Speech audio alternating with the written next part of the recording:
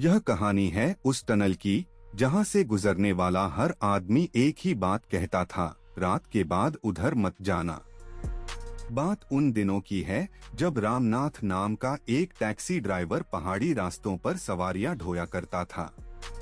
रामनाथ हिम्मत वाला था, भूत प्रेत की बातों पर हंसता था।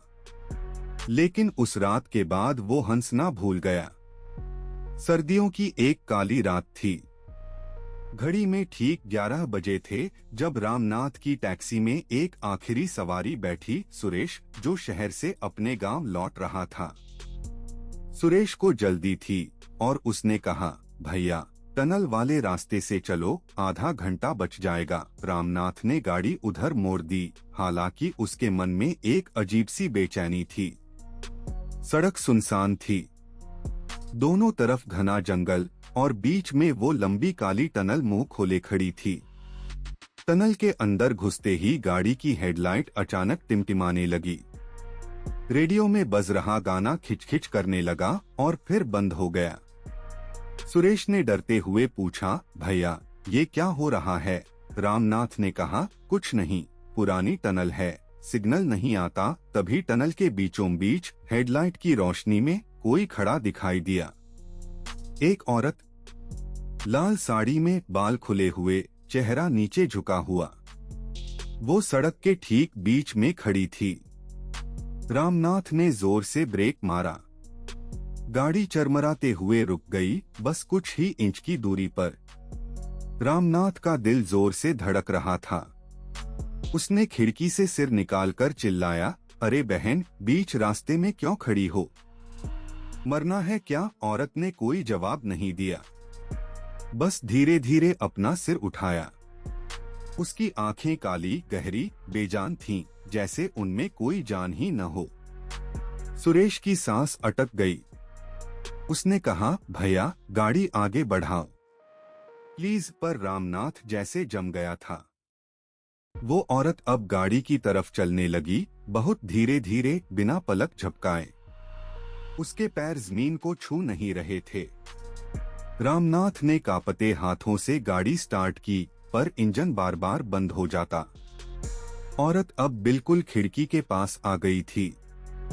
उसने बहुत ठंडी, भारी आवाज में कहा, मुझे मेरे गांव छोड़ दो। रामनाथ ने कांपते हुए पूछा, कौन सा गांव? उसने कहा, टनल के उस पार, जहां मैं बरसों से खड़ी इंतजार कर रही हूं। तभी इंजन अचानक चालू हो गया।